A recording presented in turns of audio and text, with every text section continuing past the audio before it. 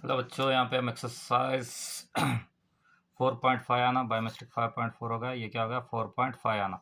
Exercise 4.5 class 12 question number 15 देख रहे हैं। ऐसे क्वेश्चंस क्या रहते हैं अपने पास, इंपॉर्टेंट होते हैं। जब से क्या दे रहा था आपको, मैट्रिक्स मेथड दे रहा था। अब यहाँ पे क्या करा, आपको कन्फ्यूजन करने के लिए फिर आ रहा। यहाँ पे ज्यादातर क्या है, कन्फ्यूजन करने के लिए देता। इफ ए मैट्रिक्स दे रहा, उसके बाद find A inverse using A inverse solving system of equation भरा। मैट्रिक्स मेथड बोल के नहीं हो रहा। ऐसे क्वेश्चन से क्या करता, आपको कन्फ्यूजन देता है। यहाँ पे देखो, ए मैट्रिक्स ऑलरेडी गिवन है आपको। यहाँ पे भी 2 है, यहाँ पे -3 है, यहाँ पे 5 है। यहाँ देखो 3 है, यहाँ पे 2 है, यहाँ पे -4 है। यहाँ पे क्या है, 1 है, यहाँ पे 1 है, ये -2 है। सिर्फ कंफ्यूजन करने दे रहा। यहाँ पे जो ए मैट्रिक्स है उसको छोड़ दो, इसको ले लो, इसको लेके क्या करो, सॉल्व करो। जैसा सेम करते थे, A x is equal to B, ये फॉर्म में ले लो। ए की वैल्यू क्या है अपने पास, ए मैट्रिक्स ले लो। ए की मैट्रिक्स अपने पास ऑलरेडी अपने पास गिवन है। नहीं बोलो तो यहाँ से भी निकाल सकते हैं, तो निकाल लो। यहाँ पे 2 -3 5 3 2 -4 1 1 -2, ये हो गया। उसके बाद एक्स, एक्स की वैल्यू क्या आती है अपने पास, वेरिएबल एक्स वाई जेड। उसके बाद नेक्स्ट क्या आता है, बी की वैल्यू। बी की वैल्यू क्या है अपने पास, कांस्टेंट, तो ये होता है 11 -5 -3 हो गया। अब ये होने के बाद अपने क्या करना है, डिटर्मिनेंट निकालना है। क्या निकालना है, डिटर्मिनेंट। क्या बोला था अपने पास, फार्मूला। फार्मूला क्या, A x is equal to B, ये एक formula. X is equal to क्या, ए इनवर्स इंटू बी। ये अपने को फाइंड करे तो अपने पास आंसर आता। तो ये करना है, find A inverse using A inverse. तो ये इसको लेके अपने क्या करना है, सॉल्व करना।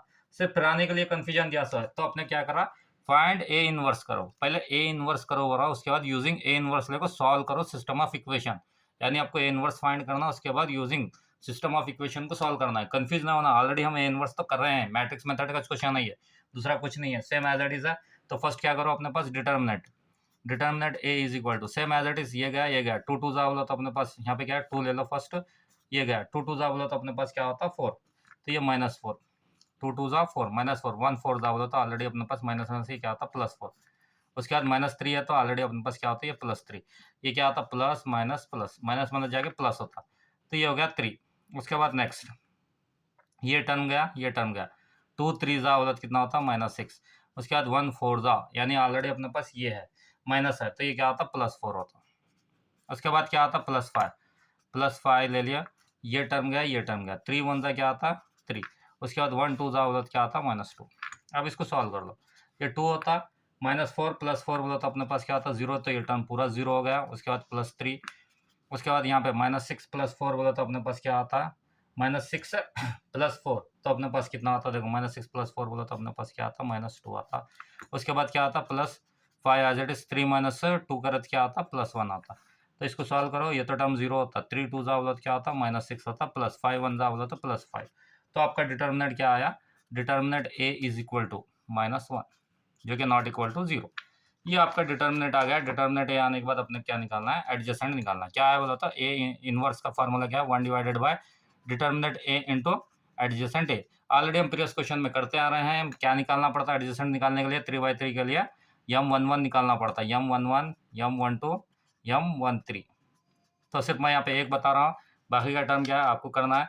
तो यहाँ पे m11 की प्लस पे 2 आता है, तो इसको छोड़ देते हैं, यहाँ से मल्टीपल करते हैं, 2 2 जा प्लस क्या आता, 4, तो ये क्या होगा, -4, 2 2 जा 4, यानी -1 से -4। उसके बाद 1 4 जा, यानी अपने पास माइनस है ऑलरेडी, 1 4 जा -4 होता, तो ये माइनस जाए क्या होता, +4 इज इक्वल टू 0। तो सेम एज इट इज अपने क्या निकालना है, माइनर निकालना और कोफैक्टर निकालना, तो अपने को क्या आता है, एडजेसेंट मैट्रिक्स आती है। तो यहाँ पे मैं डायरेक्ट निकाल रहा हूँ, क्यों बोलता, अगर यहाँ पे निकालते बैठा तो वीडियो लेंदी हो जाएगी, ज़्यादा बड़ी हो जाएगी, इसलिए मैं डायरेक्ट निकाल रहा हूँ। अगर आपको निकालना नहीं आ रहा तो आप क्या करो, इंट्रोडक्शन है माइनर का और कोफैक्टर का, माइनर कैसा निकालते हैं, कोफैक्टर कैसा निकालते हैं, एडजेसेंट कैसा निकालते हैं, वहाँ पे जाके देख लीजिए।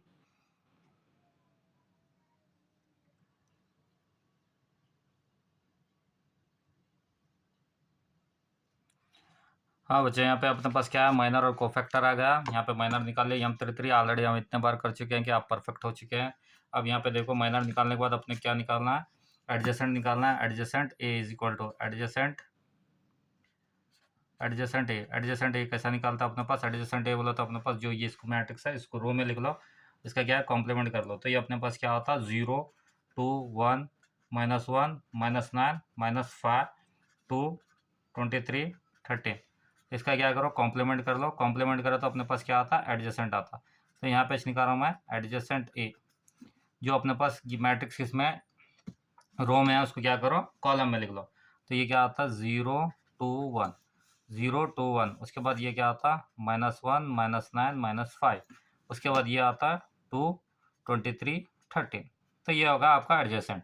ये एडजेसेंट होने के बाद अपने पास क्या है, एक फार्मूला आता है। फार्मूला क्या है, ए इनवर्स का फार्मूला। फाइंड द ए इनवर्स बोला था ना, ए इनवर्स फाइंड करें। A inverse is equal to 1 divided by determinant A into adjacent A. अब अपने पास 1 डिवाइडेड बाई डिटर्मिनेंट ए कितना है, देखो डिटर्मिनेंट ए कितना अपने पास -1 है। तो -1 है तो अपने पास यहाँ पे देखो -1, तो यहाँ पे -1 इसका एडजेसेंट लिख लो। एडजेसेंट कितना आता है देखो यहाँ पे 0 -1 2 2 -9 23 1 -5 13।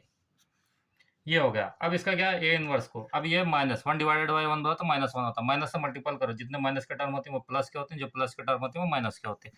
तो ये आपका ए इनवर्स होता है। तो ये यहाँ पे माइनस से हम मल्टीप्लाई कर रहे हैं, जो प्लस का टर्म होता है वो माइनस होता है। तो ये 0 एज इट इज, ये माइनस जाए क्या होता +1। उसके बाद नेक्स्ट ये क्या होता प्लस जाएगा -2। उसके बाद ये -2, ये माइनस जाए क्या होता +9। ये +23 जाए क्या होता -23। +1 जाके क्या होता -1, -5 जाके क्या होता +5। उसके बाद 13 जाए क्या होता -13। ये हो गया आपके पास। अब इसको क्या करना है, ए इनवर्स आने के बाद अपने पास फार्मूला। फार्मूला क्या है अपने पास, x is equal to A inverse into B.